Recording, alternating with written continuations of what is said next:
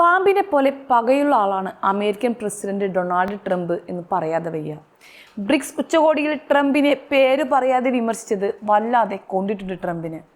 അതുകൊണ്ട് തന്നെ ബ്രിക്സ് കഴിഞ്ഞ് മോദി അടക്കമുള്ള രാജ്യതലവന്മാർ സ്വന്തം രാജ്യത്തെത്തുന്നതിന് മുൻപ് തന്നെ അവർക്കെല്ലാമുള്ള പണി കൊടുക്കാൻ തന്നെയാണ് ട്രംപിൻ്റെ തീരുമാനം.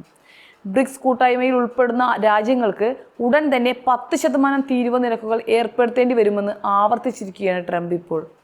അമേരിക്കയെ ദ്രോഹിക്കുന്നതിനാണ് ഈ കൂട്ടായ്മ രൂപീകരിച്ചത് എന്നാണ് അദ്ദേഹം പറയുന്നത്. US ക്യാബിനറ്റ് യോഗത്തിന് ശേഷമായിരുന്നു ട്രംപ് ഇക്കാര്യം പറഞ്ഞത്. നേരത്തെയും ബ്രിക്സിന് നേരെ ട്രംപ് പലവട്ടം വിമർശനം ഉന്നയിച്ചിരുന്നു.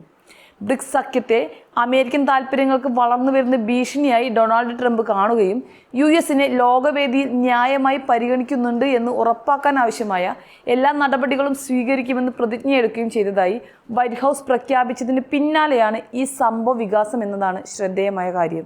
ബ്രസീൽ, റഷ്യ, ഇന്ത്യ, ചൈന, ദക്ഷിണാഫ്രിക്ക എന്നിവിടങ്ങളിൽ നിന്നുള്ള നേതാക്കൾ തന്ത്രപരമായ ചർച്ചകൾക്കായി ഒത്തുകൂടിയ റിയോ ഡി ജനീറോയിൽ നടന്ന ബ്രിക്സ് ഉച്ചകോടിയെക്കുറിച്ച് White House press secretary Karoline Leavitt ഉറച്ച സന്ദേശം തന്നെ നൽകിയിരുന്നു. ഇന്ത്യ ഉൾപ്പെടെയുള്ള രാജ്യങ്ങൾക്ക് തീരുവ ബാധകമാകുമെന്ന മുന്നറിയിപ്പാണ് ട്രംപ് നൽകുന്നത്. ബ്രിക്സിൽ ഉൾപ്പെട്ടാൽ തീർച്ചയായും അവർ 10% തീരുവ നൽകേണ്ടി വരും.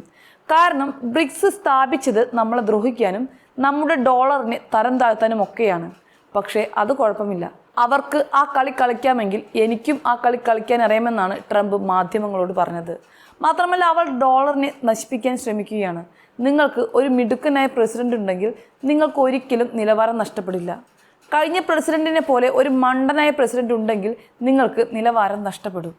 നമുക്ക് ലോക നിലവാരമുള്ള ഡോളർ നഷ്ടപ്പെട്ടാൽ അതൊരു ലോക മഹായുദ്ധം തോൽക്കുന്നത് പോലെയാകും. അത് സംഭവിക്കുന്നത് അനുവദിക്കാനാവില്ലെന്നും ട്രംപ് പറയുകയുണ്ടായി.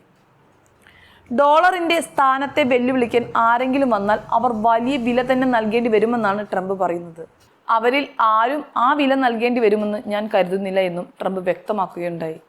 അവർ സ്വമേധയാ ഈ നീക്കത്തിൽ നിന്നും പിന്മാറിയാൽ തീരുവ വിഷയത്തിൽ പുനർചിന്തനം നടത്താമെന്ന സൂചനയും ഒപ്പം ഭീഷണിയുമാണ് ട്രംപിൻ്റെ വാക്കുകളിൽ അടങ്ങിയിരിക്കുന്നത്. എന്നാൽ ബ്രിക്സ് രാജ്യങ്ങൾ ഇതുവരെയും ഇതിനോട് പ്രതികരിച്ചിട്ടില്ല എന്നത് മറ്റൊരു കാര്യം. അതിനിടെ കഴിഞ്ഞ ദിവസം ട്രംപ് പ്രധാന വ്യാപാര പങ്കാളികളെ പോലും ഉയർന്ന തീരുവ ചുമത്തുമെന്ന് ഭീഷണിപ്പെടുത്തിയിരുന്നു. എന്നാൽ ഓഗസ്റ്റ് 1 വരെ ഈ വർധനവ് മരവിപ്പിച്ചിരിക്കുകയാണ്.